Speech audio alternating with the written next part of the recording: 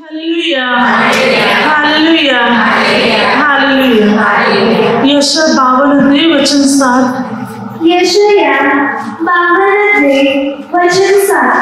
तो सुवार्ता सांगतो, शांतीची घोषणा करीतो, शुभमंगल विधी करीतो, तारण संगीत करीतो, तुझा देव राज्य करीत आहे असे सिंहास म्हणतो। त्याचे पाय पर्वतावर येताना किती मनोरम दिसतात। Hallelujah hallelujah hallelujah. ते सांगते, जो सुवार्ता सांगतो, शांतीची घोषणा करीतो, शुभऋतू विधित करीतो, तारण जाहीर करतो, तुझा देव राज्य करीते असे सिंहास म्हणतो। त्याचे पाय पर्वतावरून येताना किती मनोरम दिसतात।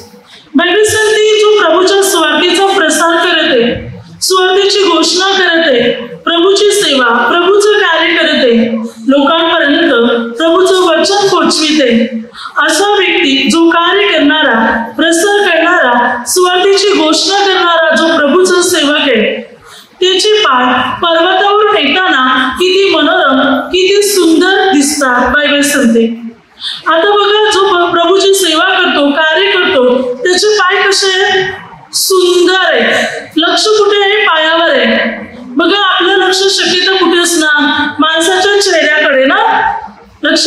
आपण कुठे कोणाला भेटले किंवा कुठे बाजारात जातो, आपण आपल्या नात्यातल्या ओळखीच्या व्यक्तींना पायावरून ओळखते की चेहऱ्यावरून?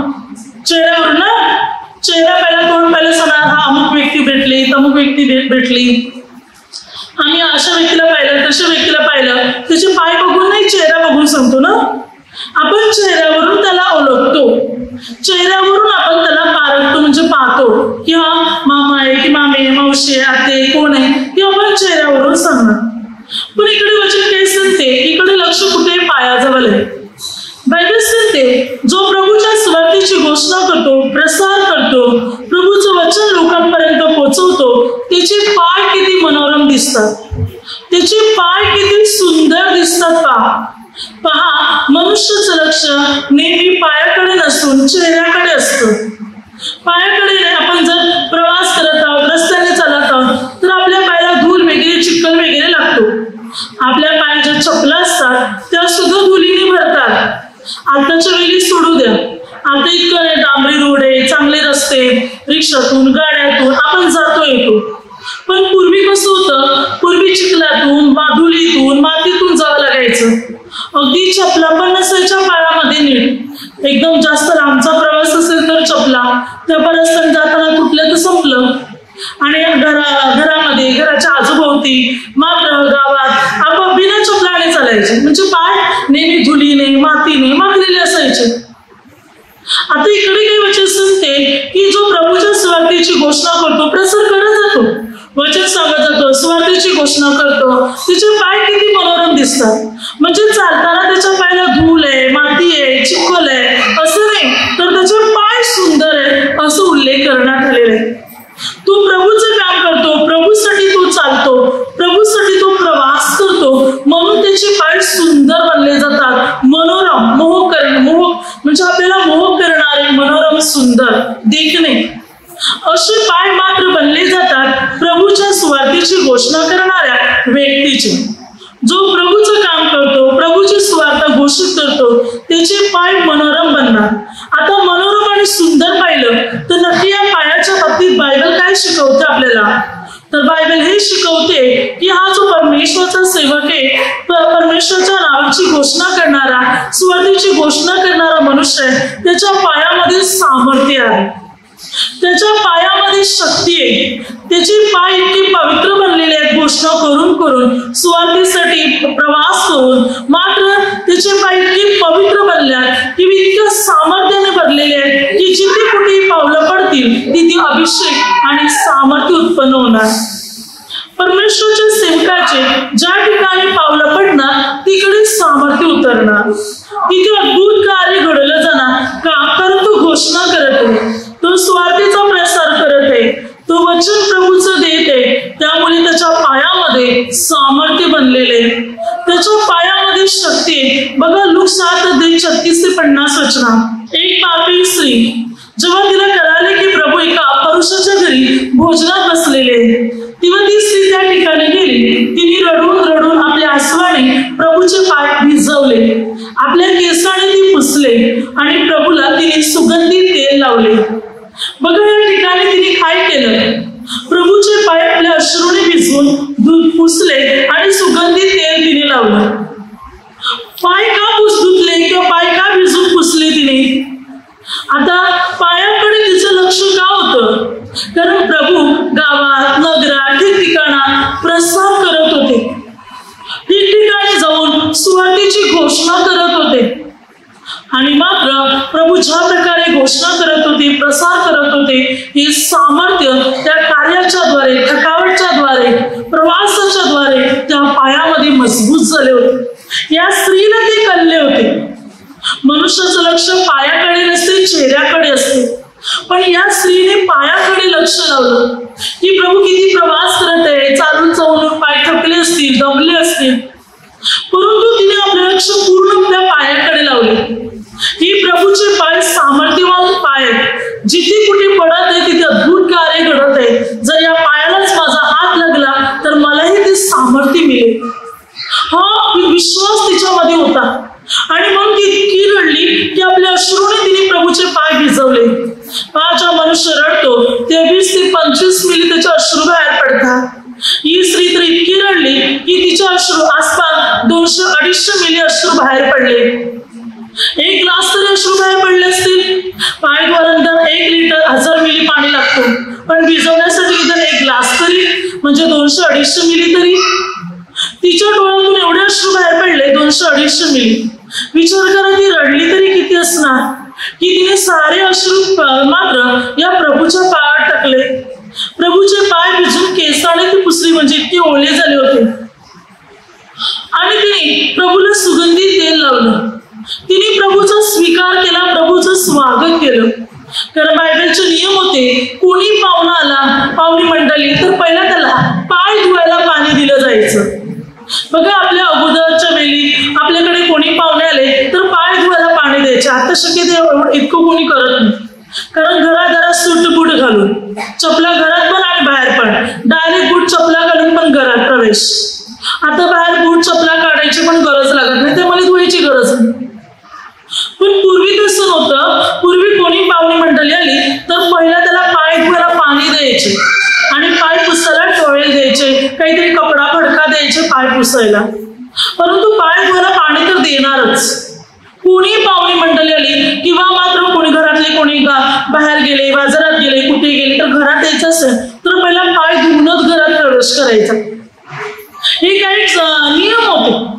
जसं की बघा बायबलमध्ये पण या गोष्टी आहेत. उत्पत्ती 18:4 जो अब्रामाकडे 3 पवित्र पुरुष आले, ते अब्रामाने म्हटलं घरी चला, मला तुम्हाला पाय धुवायला पाणी आणू द्या, म्हणजे तुम्ही पाय धुतील आणि मी तुमचं पाहुणचार करेन, तुमच्यासाठी जेवण बनवेन. अब्राम म्हणतो त्या प्रभूच्या पवित्र पुरुषांना माझ्या घरी चला, मला पाय धुण्यासाठी तुम्हाला पाणी आणू द्या. आणि अब्रामाने त्या पवित्र जे पुरुष होते अब्रामाच्या घरी गेले. अब्रामाने त्यांचं स्वागत केलं आणि पाहुणचार केला. उत्पत्ती 19:2 जेव्हा 2 देवदूत लोटाकडे आले, त्या लोटाने पण म्हटलं चला तुम्ही आपले पाय धुवा, घरीच माझ्या घरी चला, अन्न पाणी सहन करा, आराम करा आणि मग मार्गस्थ व्हा. इकडे मात्र लोट सुद्धा मात्र त्या 2 देवदूतांना आपल्या घरी नेते, म्हणत आहे चला माझ्या घरी पाय धुवा. पाय धुण्यासाठी मात्र लोट सुद्धा म्हणत आहे. उत्पत्ती 24 अध्यायामध्ये त्या ठिकाणी आपण पाहतो 32 वचना. अब्रामाच्या सेवक आणि त्याच्या जोडीला असलेले त्याचे सोबती जेव्हा लाबानाच्या घरी आले, म्हणजे बथुएलाच्या घरी आले, तेव्हा मात्र लाबान त्यांना पाय धुण्यासाठी पाणी दिले आणि त्याने मात्र आपापले पाय धुतले. पहिलं कोणी आले तर त्याला पाय धुण्यासाठी पाणी दिलं जात होतं. उत्पत्तीमध्ये 43 अध्याय 24 वचना. योसेफाचे भाऊ आले तेव्हा योसेफाच्या दासाने योसेफाच्या भावांना पाय धुण्यासाठी पाणी दिले आणि मग जेवणाची तयारी केली. शास्त्री 19 अध्याय 21 वचना. जे दोघे पती पत्नी संध्याकाळच्या वेळी निघाले होते, आपली पत्नी आपल्या माहेरून निघाली होती आणि जेव्हा मात्र अंधार पडला तेव्हा मात्र एका म्हाताऱ्या माणसाने तर आपल्या घरी घेतलं, पण त्यांना पहिला पाय धुवायला पाणी दिले आणि मग त्याला घरात घेतलं. योहान 2 अध्यायामध्ये आपण पाहतो लग्न कार्यामध्ये बाहेर पाणी भरून ठेवलं होतं आलेल्या लोकांचे पाय धुण्यासाठी. पाय धुण्यासाठी पाण्याचे 6 रांजण बाहेर भरून ठेवले होते. येणारे पाहुणे आणि मंडळीने आपले हातपाय धुवावे आणि मग घरात यावे म्हणून. अशी बरीच वचने आहेत. आता तेवढं घ्यायला गेलं तर वेळ कमी पडेल. तर मात्र अशी बरीच वचनं बायबलमध्ये आपल्याला आढळतात की त्यावेळी पाय धुतला जायचे आणि मग घरात प्रवेश केला जायचा. कारण पायाला धूळ, माती, चिखल मात्र चिकटलेले असायचे, लागलेले असायचे. प्रवास करून मात्र पायाला धूळ लागलेली असायची, त्यामुळे पाय धुवून आतमध्ये प्रवेश केला जायचा. पायाला बघा किती महत्व आहे की पहिला पाय धुवायचे. आता या ठिकाणी बघा ही पापी स्त्रीने सुद्धा मात्र ती बोलली नाही, पण तिने कृती करून रडून आपलं पाप कबूल केलं. तिने प्रभूचे पाय भिजवले, पुसले आणि प्रभूला सुगंधी तेल लावलं. स्तोत्रसंहिता 2:11-12 पुत्राने रागावू नये म्हणून तुम्ही त्याच्या पायाचे चुंबन घ्या. तिने प्रभूच्या पायाचे चुंबन घेतले, प्रभूचे पाय भिजवले, पुसले आणि प्रभूच्या पायाचे चुंबन घेतले. तिने स्वतःला नतमस्तक केलं, स्वतःला नम्र केल्या पापी स्त्रीने आणि म्हणून तिने प्रभूच्या पायाचे चुंबन घेतले. योहान 13 आपण पाहतो प्रभूला आता वधस्तंभावर चढवण्याची वेळ आली होती. म्हणून प्रभूने काय केलं, शेवटच्या भोजनाच्या वेळी प्रभू ताटावर उठले, भोजनावर उठले आणि प्रथम प्रभूने आपल्या शिष्यांचे पाय धुतले आणि रुमालाने ते पुसले. का प्रभूने प्रथम आपल्या शिष्यांचे पाय धुतले आणि मग ते रुमालाने पुसले? तर प्रभूने प्रथम त्यांना आपल्या पायावर त्यांना मजबूत बनवले, पाय धुण्यासाठी धुतले. प्रभूने त्यांना हे शिकवलं, तुम्ही आता तुमचे पाय जे आहे हे माझ्या प्रवासासाठी, माझ्या प्रसारासाठी, कार्यासाठी तुमचे पाय जे आहेत हे मात्र सामर्थ्याने भरतील. त्यामुळे तुम्ही मात्र या ठिकाणातून त्या ठिकाणी प्रवास करू शकते. तुम्हाला चालायचे, धावायचे, धावपळ करायचे, कष्ट करायचे माझ्या सेवेसाठी, प्रसारासाठी. आणि त्यासाठी प्रभूने पाय धुतले, त्यांच्यामध्ये एक मजबूती तयार केली, सामर्थ्य भरलं प्रभूने त्यांच्या पायात की आता तुम्ही तयार व्हा माझा प्रसार करायला. ना घाबरायचं, ना मागे हटायचं, ना थांबायचं. ही ताकद आणि शक्ती भरतो मी तुमच्या पायामध्ये, ज्याद्वारे मात्र तुम्ही माझा प्रसार करू शकणार. प्रभूने त्यांचे पाय खंबीर केले, प्रभूने त्यांचे पाय धुवून जणू काय त्यांचे पाय मजबूत बनवले. बघा, जेव्हा एक स्त्री बाळाला जन्म द्यायची असते, जेव्हा ती गरोदर असते, 9 महिने बाळाला आपल्या उदरात ठेवते, तेव्हा त्या स्त्रीला परमेश्वर दुप्पट ताकद देतो आणि विशेष करून ही ताकद तिच्या पायात असते. 9 महिने त्या बाळाला उदरात ठेवण्याची, सांभाळण्याची आणि सर्व काही 9 महिना बाळाला उदरात ठेवून काम करण्यासाठी. तेव्हा जणू काही तिच्या पायात दुप्पट शक्ती भरलेली असते आणि ही शक्ती परमेश्वर भरत असतो. जेव्हा पाय मजबूत असतात, पायात ती ताकद असते, तेव्हा धावपळ करू शकतो, फिरू शकतो, चालू शकतो, अधिक प्रवास करू शकतो. प्रभूने सुद्धा आपल्या शिष्यांचे पाय धुवून त्यांना आणखी खंबीर बनवलं, मजबूत बनवलं, सामर्थ्यवान बनवलं की आता ती प्रसारासाठी, कार्यासाठी आणि स्वार्थीच्या घोषणेसाठी पूर्ण रीतीने तयार आणि तत्पर आहे. हल्ली आपण विशेष करून अधिक कामासाठी गाड्यांचा उपयोग करतो, परंतु पूर्वी नाही. पूर्वी शक्यता सर्व प्रवास चालत असायचा, पायी असायचा. पायी म्हणजे शक्यता चालत जावं लागायचं. प्रभूने आपल्या शिष्यांचे पाय मजबूत बनवले. म्हणून बायबल सांगते, जो सुवार्तेची घोषणा करतो, प्रसार करतो, त्याचे पाय किती मनोरम दिसतात. प्रभूच्या सेवेसाठी चालून चालून, प्रवास करून करून त्याचे पाय मजबूत बनले जातात. इस्रायल लोक 40 वर्ष रानातून चालले. वचन संहिता अनुवाद 8:4-5, अनुवाद 29:5. ही 40 वर्ष इस्रायली लोकांच्या अंगावरचे कपडे ना जीर्ण झाले, ना पायातली पायतनं झिजली, ना पायाला सूज आली. 40 वर्ष रानातून, जंगलातून त्याने प्रवास केला, ना पाय सुजले, ना पायातल्या चपला झिजल्या. 40 वर्ष चालले खडकातून, दगडातून, नद्यातून, मात्र तरी सुद्धा मात्र त्याचे पाय सुजले पण नाही, दुखले पण नाही, पायातल्या चपला पण घासल्या नाही. प्रभूने त्यांचे पाय मजबूत बनवले. जे प्रभूच्या सुवार्तेची घोषणा करतात त्यांचे पाय सुंदर बनणार, मजबूत बनणार, त्यांच्या पायात ताकद आणि बल असणार. पहा बायबल काय सांगते, इफिसियन्स 6:15, शांतीच्या सुवार्तेने लाभलेली सिद्धता आपल्या पायी चढवा. शांतीच्या सुवार्तेची लाभलेली सिद्धता म्हणजे यश, उन्नती, तुमची झालेली प्रगती पायी चढवा. बघा, जे सुवार्तेची घोषणा करतात त्यांच्या पायामध्ये काय आहे? यश आहे, सिद्धता आहे.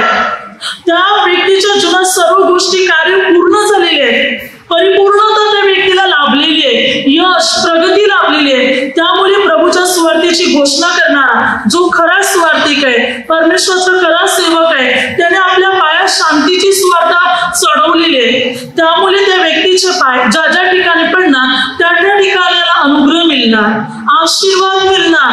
प्रभूचा सेवक ज्या ठिकाणी जात आहे ते ठिकाण आशीर्वादित होणार, कारण त्याच्या पायामध्ये शांतीची सुवार्ताची सिद्धता आहे जे ती त्याच्या पायामध्ये चढवलेली आहे. पुढे वचन संगती 1:15 शुभ संदेश आणणारा, शांती जाहीर करणारा असा जो त्याचे पाय पर्वतावर पहा. जो शुभ संदेश आणतो, शांती जाहीर करतो, त्याच्या पायाकडे लक्ष द्या. बायबल सांगते त्याचे पाय पहा, पर्वतावर त्याचे पाय पहा. काय त्या पायातून सामर्थ्य उतरतही तुम्हाला दिसणार. परमेश्वराच्या सेवकाचे जर पाय पाहिले तर त्याच्यातून तुम्हाला सामर्थ्य उतरताना दिसणार, कारण ह्या पायाची झटपट किंवा या पायाची धावपळ परमेश्वराच्या सेवेसाठी आहे, परमेश्वराच्या कार्यासाठी आहे. त्यामुळे त्या पायाकडे पाहिल्यावर तुम्हाला सामर्थ्य दिसणार, सामर्थ्य अनुभवायला दिसणार, तुम्हाला त्या पायामधून निघताना सामर्थ्य दिसणार तुम्हाला.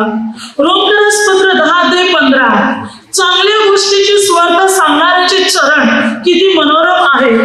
चांगल्या स्वार्थीची घोषणा करणाऱ्या व्यक्तीचे चरण पाय किती मनोरम आहे. जो प्रभूच्या स्वार्थीची घोषणा करतो, प्रभूचं काम करतो, प्रभूचा प्रसार करतो, त्याच्या पायामध्ये सामर्थ्य असणार, त्याच्या पायामध्ये शक्ती असणार आणि त्याचे पाय किती भरपूर सुंदर आणि मनोरम दिसणार. आता बघा या पायात कसं सामर्थ्य असते. योशुआ या पुस्तकामध्ये 3 अध्याय यर्दन नदी, जो यर्दन नदी त्यांना ओलांडायची होती. परमेश्वर पिता अगोदरच योशुआ 1 अध्याय योशुआला म्हटलं होतं 3 दिवसात तुम्हाला यर्दन नदी ओलांडायची आहे. आता 3 अध्यायामध्ये आता यर्दन नदी ओलांडायच्या वेळी परमेश्वर पित्याने योशुआस म्हटले की माझा कोष वाहणारे याजक जे आहे हे याजक माझा कोष वाहतील. तर कोष वाहणारे माझे पवित्र याजक जे त्यांची तलपाय यर्दन नदीला लागताच पाणी वर जाऊन साचेल, पाण्याची रास होईल आणि कोरडी जमीन तयार होईल. परमेश्वर पिताने सांगितल्याप्रमाणे योशुआ 3 अध्याय 13-16 वचनात बायबल सांगते या कोष वाहणारे याजकाचे कोष, ज्याच्यामध्ये परमेश्वराच्या 10 आज्ञा होत्या, देवाचे नियम होते, ते नियम वाहणारे प्रभूचे सेवक, जेव्हा हे प्रभूचे सेवक या यर्दन नदीतून यर्दन नदी दुथडी म्हणजे भरून वाहणारी, विपुल पाण्याने भरून वाहणारी ती नदी. हंगामाच्या वेळी तर भरपूर वाहते ती, विपुल पाण्याने विपुल भरून वाहत असते आणि त्याचा ओढ इतका पाण्याचा असतो की मात्र त्या नदीतून प्रवेश कोणी करू शकत नाही. इतक्या प्रमाणे ती वेगाने भरून वाहते ती. तर आता यावेळी हंगामाची वेळ होती आणि यर्दन नदी मात्र वाहत होती विपुल प्रमाणात. अशा वेळी ज्या प्रभूच्या सेवकांचे पाय, जेव्हा कोष वाहणारे सेवकांचे तलपाय जेव्हा ते यर्दन नदीला लागले, यर्दन नदीला लागल्याबरोबर तलपाय लागताच बायबल सांगते पाणी वर जाऊन साचले, पाण्याची रास झाली, पाण्याचा ढीग झाला आणि मधून कोरडी जमीन तयार झाली.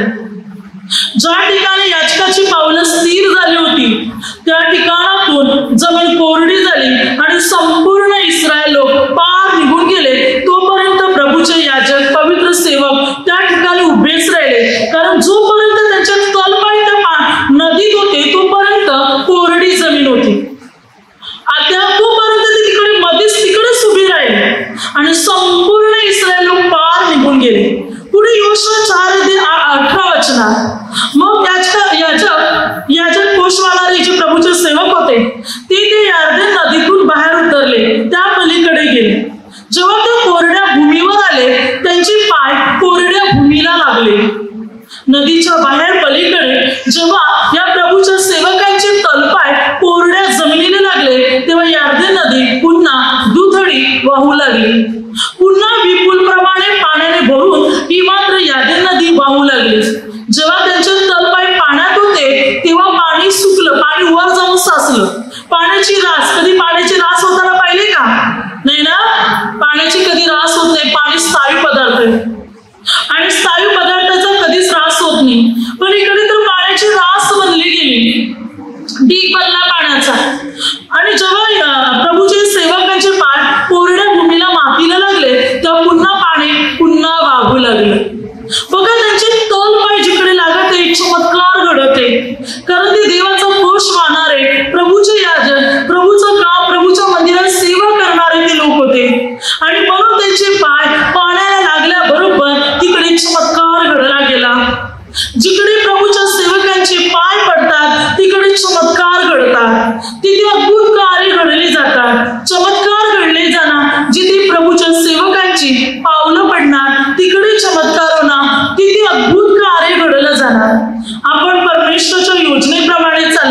प्रभूच्या सेवकांचा आदर करणार, त्यांचा सन्मान करणार, तर त्यांची पावले तुमच्या घराला लागताच तुमच्या घरात परमेश्वर अनुग्रह देणार.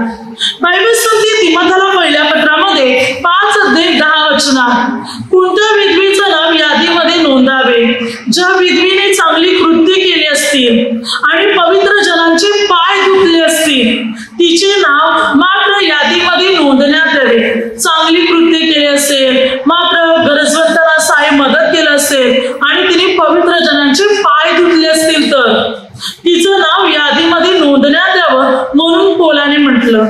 पवित्र जनाचे जर तिने पाय धुतले असतील तर पवित्र जन प्रभूचे सेवक, प्रभूचे प्रचार करणारे जे खरे सुवार्थिक आहे. नाहीतर आजकाल अनेक लोक निघाले येशूच्या नावाने प्रसार करायला, या घरातून त्या घरी, त्या घरातून या घरात फिरतच आहे. खरे प्रसारक ओळखा कोणते येते. नाहीतर तुम्हाला वाटते थोड्या गोष्टी तुम्हाला सांगितलं तुम्हाला खरं वाटणार, विश्वास करणार, तुम्हाला ते बुलवणार आणि देवापासून दूर करणार. नाहीतर अशा अनेक लोक प्रभूच्या नावाने निघालेले आहेत. खरा प्रचारक कोण आहे, खरा सुवार्थिक कोण आहे? जो मंडळी चालवतो, जो लोकांची काळजी वाहतो मेंढपाल, जो सतत प्रार्थना करतो, सतत रात्रंदिवस प्रार्थना चालवतो, जो गरीब दीनदुबळ्यांना सहाय्य आणि मदत करतो, जो प्रार्थनेला येणाऱ्या लोकांना भोजन देतो, लोकांच्या जीवनामध्ये संकट समस्या काय या गोष्टीच्या बाबतीत पाहून त्यांना मार्गदर्शन करून त्यांचे निवारण करतो, त्यांना अडीअडचणीमध्ये सहाय्य करतो, तो परमेश्वराचा सेवक आहे, तो सुवार्थिक आहे, तो प्रचारक आहे. आणि अशा प्रचारक व्यक्तीची पावलं ज्या ठिकाणी लागतात त्या ठिकाणी चमत्कार होणार, त्या ठिकाणी कार्य घडलं जाणार, त्या ठिकाणीची बंधनं तुटली जाणार, त्या ठिकाणाचे अडथळे नाहीसे होणार. ज्या ठिकाणी प्रभूच्या सेवकाची पावलं पडत आहे तिथे अद्भुत कार्य होणार. Hallelujah, hallelujah. म्हणून बघा प्रभू येशूने मत्ती 10:10 काय शिकवलं. आपल्या 12 प्रेषितांना निवडताना आणि त्यांना सुवार्तेची घोषणा करताना पाठविताना म्हटलं की ज्या ज्या ठिकाणी तुमचं स्वागत करतील त्या त्या ठिकाणी तुम्हाला शांती असो असे म्हणा. मत्ती 10:10 काय सांगते बघा वचन सांगते 11 वचनापासून ते 15 वचनापर्यंत. त्या ठिकाणी तुम्ही गेल्यावर तुम्हाला शांती असो असं म्हणा. पण त्याने जर तुमचे स्वागत केले नाही, तुमची वचने ऐकली नाही, तर त्या घरातून निघताना आपल्या पायाची धूळ सुद्धा झटकून टाका. त्याला सांगा तुमची धूळ तुम्हालाच ठेवा, आम्हाला नका. आणि मग प्रभूच्या सेवकांच्या पायाला धूळ लागली असेल त्या घरातली, त्या नगरातली, तर तिकडेच राहणार. आणि प्रभूच्या लोकांच्या पावलाचं जे सामर्थ्य आहे ते सामर्थ्य प्रभूच्याच लोकांच्या जोडीला येणार, ते त्यांच्या घरी जाणार नाही. पण जर त्या लोकांनी स्वागत केलं तर प्रभूच्या जे सेवक आहे त्यांच्या पाय जे सामर्थ्य आहे हे सामर्थ्य त्या घरात आणि त्या गावात उतरेल. आणि मग प्रभूचा सेवक त्यांच्या घरातली दुःख आणि समस्या, आजार, निराशा स्वतः घेईल आणि प्रभूला समर्पण करेल. आणि त्या घरातून त्या संकटातून मुक्तता होईल, त्या समस्यातून मुक्तता होईल आणि प्रभूचं सामर्थ्य होते. परंतु जर त्या नगराने गावाने स्वागत केलं नाही तर प्रभूचं सामर्थ्य भरलेला जो प्रभूचा सेवक आहे हे सामर्थ्य त्याच्या जोडीलाच राहणार. आणि मग त्या गावातली धूळ म्हणजे त्या गावातली दुःख संकटे जो आता प्रभूचा सेवक घेणार होता तो घेऊ शकणार नाही. ती दुःख संकटे त्यांची त्यांनाच राहणार. त्या लोकांची दुःख संकटातून मुक्तता होणार नाही आणि शेवटल्या दिवसात त्यांची स्थिती सदोम आणि गमोरा प्रदेशापेक्षा कठीण होईल. Hallelujah, hallelujah. जे प्रभूच्या सेवकांचं स्वागत करतात, पाहुणचार करतात, अशा लोकांना प्रभूच्या सेवकाबरोबर येणारं सामर्थ्य लाभणार, प्रभूच्या सेवकाच्या जोडीला येणारा आशीर्वाद लाभणार. आणि मग त्या घरातली बंधनं तुटणार, त्या घरात शांती येणार, त्या घरातल्या समस्या दूर होणार, त्या घरातली संकटे दूर होणार, त्या घरातल्या निराशा दूर होणार. परमेश्वराचा अनुग्रह त्या घरामध्ये उतरणार, परमेश्वराचा आशीर्वाद त्या घरामध्ये उतरणार. म्हणून प्रभूने म्हटलं तुम्ही ज्या ठिकाणी जातील शांत असं म्हणा. नाही स्वागत केलं धूल, त्यांची धूल, त्यांचे दुःख, त्यांची संकट परत त्यांना द्या. म्हणजे देवाचा सेवक गेल्यावर संकट घेतो त्या घरातली, पण स्वागत नाही, ही संकट तुमची तुम्हालाच. Hallelujah, hallelujah, hallelujah. अशा प्रकारे बायबल आपल्याला शिकवते की परमेश्वराच्या सेवकाचे पाय ज्या ठिकाणी लागत नाही तिथे अनुग्रह. पुढे वचन काय सांगते पहा. उत्पत्ती पुस्तकामध्ये 30:30 याकोब परमेश्वराचा निवडलेला सेवक ज्याला परमेश्वर पित्याने इस्रायल हे नाव दिलं होतं, देव पित्याचा निवडला ज्याच्याद्वारे व राष्ट्रे आशीर्वादित होणार होती, ज्याच्याद्वारे असे वंश तयार होणार होते की त्या वंशजातून प्रभूचे सेवक तयार होणार होते. एवढा वंश तयार होणार होता ज्याच्यातून दावीद आणि दावीद घराण्यातून ख्रिस्त जन्माला येणार होता. हा याकोब म्हणजे हा इस्रायल. बघा परमेश्वराने त्याला कसा आशीर्वाद दिला होता.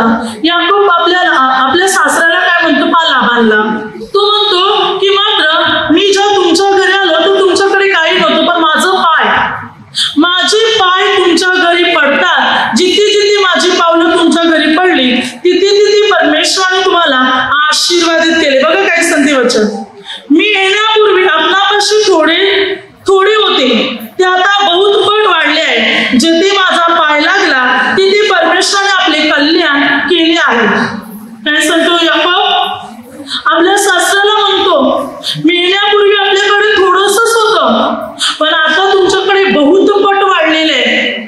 जिथे जिथे माझी पावलं लागली तिथे तिथे परमेश्वराने तुमचे कल्याण केलं. याकोबाची पावलं त्याच्या सासऱ्याच्या घरी पडतात. त्याचा सासरा संपन्न आणि श्रीमंत बनला गेला, धनवान बनला गेला. अनेक प्रकारच्या कल्पाने तो धनवान बनला, मोठा श्रीमंत बनला गेला. त्याचं कल्याण झालं, बहुपट त्याचं धन वाढलं गेलं. याकोब म्हणतो, जिथे जिथे माझे पाय पडले, माझी पावलं लागली, तिथे तिथे परमेश्वराने तुमचे कल्याण केले. कारण याकोबाला देवाने निवडलेलं होतं, तो परमेश्वराचा सेवक होता. परमेश्वर पिताने स्वतः त्याला आपलं नाव दिलं होतं इस्रायल, देवाचा सरदार, देवाचा सेनापती म्हणून. आणि नाव देव पिताने त्याला दिलं होतं. त्यामुळे याकोबाची पावलं लाबानाच्या घरी पडतात, लाबानाचे कल्याण झाले. खरोखर ज्या ठिकाणी परमेश्वराच्या सेवकांची पावलं लागतात त्या ठिकाणी कल्याण होणार, उद्धार होणार, तारण होणार, बंधने तुटली जाणार, अडथळे नाहीसे होणार, समस्या दूर होणार आणि चमत्कार घडले जाणार. प्रभूच्या सेवकांची पावलं ज्या ज्या ठिकाणी पडणार तिथे परमेश्वराचा अनुग्रह येणार, तिकडे परमेश्वराचा आशीर्वाद येणार, तिकडून जी सर्व बंधने तुटली जाणार, परमेश्वर सर्व अडथळे दूर करणार. म्हणून देवाचा सेवक साधारण व्यक्ती नसतो. म्हणून वचनासाठी लक्ष कुठे द्या, त्याच्या पायाकडे, कारण त्याने आपल्या पायात ते सामर्थ्य चढवलेलं असतं. प्रभूच्या सुवार्तेच्या शांतीचे सामर्थ्य त्याच्या पायामध्ये असते. त्या सामर्थ्याने परमेश्वराचा सेवक लोकांच्या घरी येत असतो आणि ते सामर्थ्य त्या घरामध्ये उतरत असतं, तो अनुग्रह त्या घरामध्ये उतरत असतो. त्यामुळे तिकडूनची बंधनं तुटतात, अडथळे नाहीसे होतात, समस्या दूर होतात आणि परमेश्वर तिकडे कार्य करायला सुरुवात करतो. देवाचा सेवक ज्या घरात जात आहे ती साधारण गोष्ट नाही, एक महान गोष्ट आहे.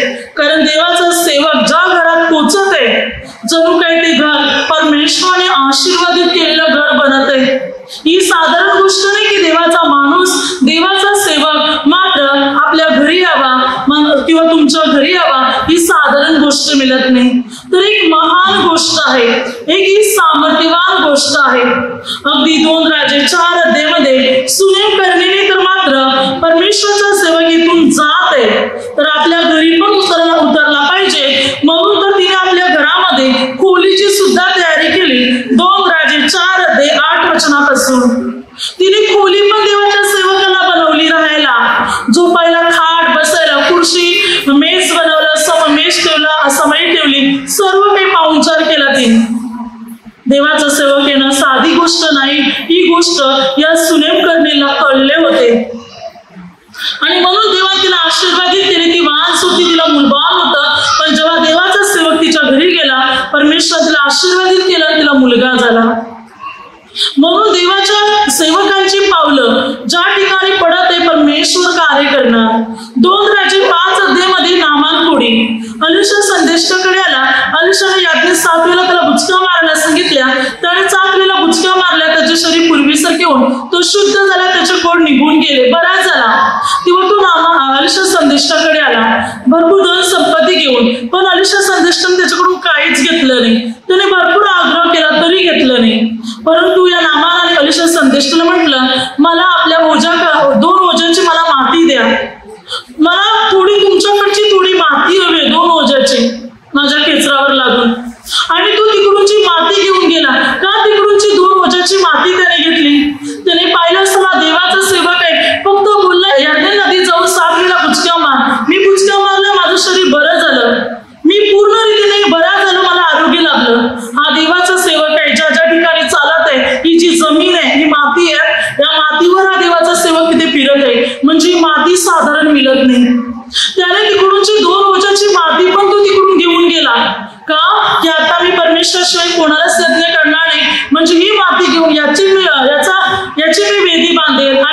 अलिशा यज्ञ करीन. तिकडूनची तो माती सुद्धा घेऊन गेला, जिथे अलिशा संदेष्टा म्हणजे देवाचा सेवक जिथून पायाने फिरत होता तिकडूनची माती पण तो घेऊन गेला. मग कारण देवाच्या सेवकाचे पाय ज्या ठिकाणाला लागत आहे ते ठिकाण आशीर्वादित होते, त्या ठिकाणावर परमेश्वराचं सामर्थ्य पडत आहे. म्हणून वचन सांगते की मात्र देवाच्या सुवार्तेची घोषणा करणाऱ्या व्यक्तीचे पाय पहा किती मनोरम, किती सुंदर दिसतात, कारण ते परमेश्वराच्या सामर्थ्याने भरलेले असतात, ते परमेश्वराच्या शक्तीने भरलेले असतात. म्हणून वचन सांगते स्तोत्रसंहिता 91 मध्ये 12 ते 13 वचनात तुम्ही साप तरुण सिंह अजगर याला तुडवीत चालला, पाय देऊन चालला, पाय देऊन जातील तुम्ही सापावर, अजगरावर, सिंहावर पाय देऊन जाणार. तरी वचन सांगते ना साप ना अजगर तुम्हाला चावणार. पुढे लूक मध्ये पण तसं वचन आपल्याला आढळते. वचन काय सांगते की पहा तुम्ही साप आणि विंचू तुडवीत चालशील. काय सांगते? Hallelujah, hallelujah, hallelujah. लूक 10 मध्ये 19 वचनात तुम्ही साप आणि विंचूला तुडवीत चालतील. शत्रूच्या सर्व शक्तीवर अधिकार मी तुम्हाला दिलेला आहे, तुम्हाला काही एक बांधणार नाही. सापावर तुम्ही पाय देतील, विंचूवर पाय देतील, अजगरावर पाय देतील, सिंहावर पाय देतील. आता त्याच्यावर पाय दिला तर काय होईल विचार करा. सापावर पाय दिला तर दंश करेल, विंचूवर पाय दिला तर विंचू पण दंश करेल, सिंह तर खाऊनच टाकेल. पण तरी ते काही साप सिंह अजगर काहीच करू शकत नाही, कारण त्या पायात सामर्थ्य भरलेले आहे. त्यामुळे तो अजगर पण घाबरेल, तो साप पण घाबरेल, तो सिंह पण घाबरेल, तो विंचू पण घाबरेल. Hallelujah, hallelujah. कारण त्या पायामध्ये ती सामर्थ्य, कारण त्या पायामध्ये ती शक्ती आहे. त्यामुळे अजगर आणि साप पण तिकडे काही करू शकत नाही. विचार करता पाय किती सामर्थ्य आहे की अजगर, साप आणि सिंह वगैरे घाबरतात त्या पायांना. तर मग हे पाय, देवाच्या सेवकाचे पाय जर प्रार्थनेच्या लोकांच्या किंवा कुणाच्याही घराला लागत आहे तर विचार करा किती अनुग्रह मिळणार. Hallelujah, hallelujah, hallelujah. आता माझ्या शब्दाद्वारे जे काही चुकलं असेल त्याबद्दल मला क्षमा असावी. Hallelujah, hallelujah, hallelujah.